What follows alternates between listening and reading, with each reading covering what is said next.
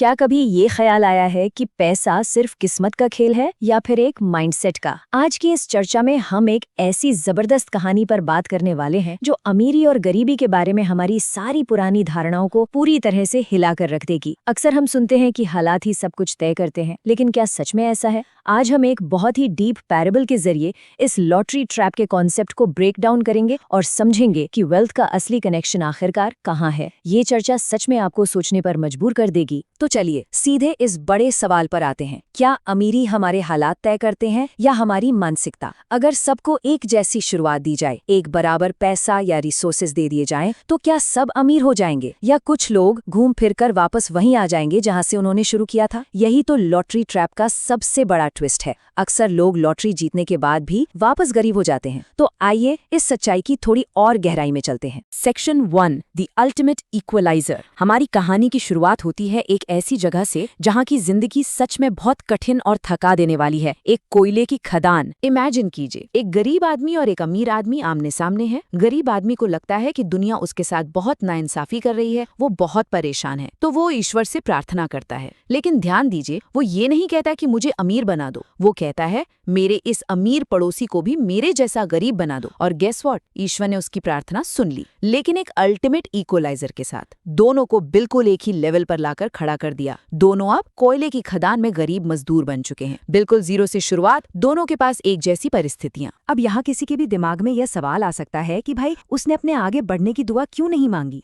इसके पीछे human psychology का एक बड़ा ही फनी लेकिन डीप डार्क ट्रूथ छुपा है। कहते हैं ना, अगर दोस्त फेल हो जाए तो थोड़ा दुख होता है, लेकिन अगर दोस्त टॉप कर जाए तो बहुत ज्यादा दुख होता है। लोग अक्सर खुद को ऊपर उठाने पर फोकस करने के बजाय दूसरों को अपने बराबर नीचे गिराने में ज्यादा शांति महसूस करते हैं। यही वो माइंडसेट था जिसने इस गरीब आदमी को ऐसी अजीब प्रार्थना करने पर मजबूर किया। Section 2, 2 parts 1 mind. तो अब दोनों बंदे एक ही खदान में हैं, बिल्कुल एक जैसी गरीबी में।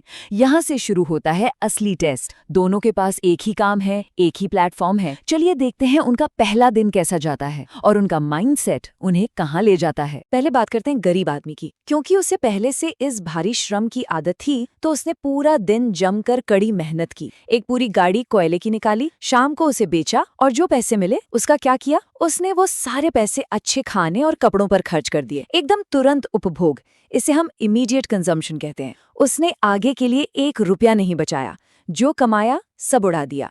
असल में यही वो एग्जैक्ट लॉटरी ट्रैप वाली गलती है जो लोग अचानक पैसे आने पर करते हैं। लेकिन यहाँ आता है सबसे बड़ा ट्विस्ट। अमीर आदमी का चक्र बिल्कुल अलग था। उसे इस फिजिकल मेहनत की बिल्कुल आदत नहीं थी, इसलिए वो पूरे दिन में बहुत थोड़ा सा ही कोयला निकाल पाया। उसने उसे बेचा, लेकिन सारे पैसे खर्च नहीं किए। उसने अपनी भूख को कंट्रोल किया, सस्ते में सिर्फ एक ब्रेड खरीदी और बाकी के सारे पैसे बचा लिए। क्यों? ताकि अगले दिन वो उन बचाए हुए पैसों से 2 और मजदूरों को काम पर रख सके। इसे कहते हैं डिलेड ग्रेटिफिकेशन। आज की छोटी खुशी को बर्दाश्त करके कल के बड़े फायदे पर फोकस करना। Section 3, the power of leverage. अब देखिए कैसे ये छोटा सा त्याग और बचत एक विशाल रूप लेने लगती है।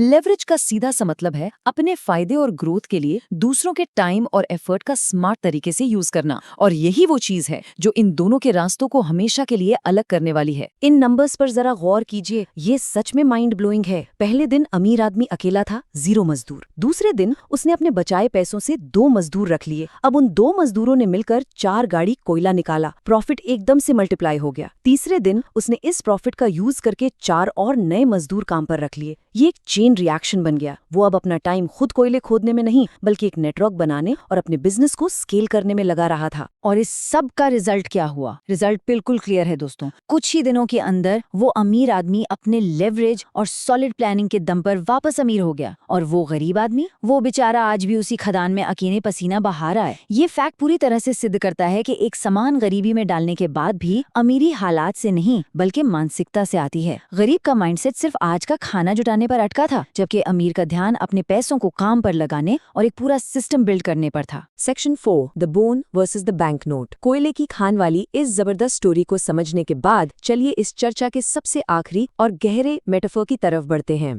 ये एक ऐसी प्रैक्टिकल सीख है जो शायद हमेशा के लिए दिमाग में छप जाएगी। सो मुद्दे की बात ये है कि चॉइसेस आखिर काम कैसे करती हैं। अगर एक कुत्ते के सामने 2 चीजें रखी जाएं, एक तरफ एक सिंगल हड्डी और दूसरी तरफ पैसों की एक मोटी गड्डी, तो वो क्या चुनेगा? चुनेगा? जाहिर सी बात है, स्रोत बिल्कुल साफ कहता है कि कुत्ता हमेशा उस एक हड्डी को ही चुनेगा। क्यों? क्योंकि उसका फोकस सिर्फ और सिर्फ उस तुरंत मिलने वाले रिवॉर्ड पर है। उसके पास ये समझने का विजन ही नहीं होता कि वो दूसरा ऑप्शन कितना बड़ा गेम चेंजर हो सकता है। उन पैसों की गड्डियों से न जाने कितनी हड्डियां खरीदी जा सकती हैं, लेकिन तभी तो वो कुत्ता है। ये लाइन सच में आंखें खोल देने वाली है। जब लॉन्ग टर्म विजन की कमी होती है ना, तो लोग तुरंत मिलने वाली सैटिस्फैक्शन को ही चुनते हैं। उस कोयले के गरीब मजदूर ने एग्जैक्टली यही किया था, लेकिन अमीर आदमी ने पैसों की गड्डी को पहचाना, अपनी तुरंत भूख को कंट्रोल किया और फ्यूचर के लिए अनंत हड्डियों का इंतजाम कर लिया। तो अब बस सोचना ये है कि जब चुनाव की बारी आती है, तो क्या हम आज की छोटी खुशी चुन रहे हैं या लॉन्ग टर्म सोचते हुए आने वाले कल की फ्रीडम? इसी एक सवाल में अमीरी और गरीबी का सबसे बड़ा सच छुपा है। आज की इस डीप चर्चा में बस इतना ही। इस पर जरूर विचार कीजिएगा।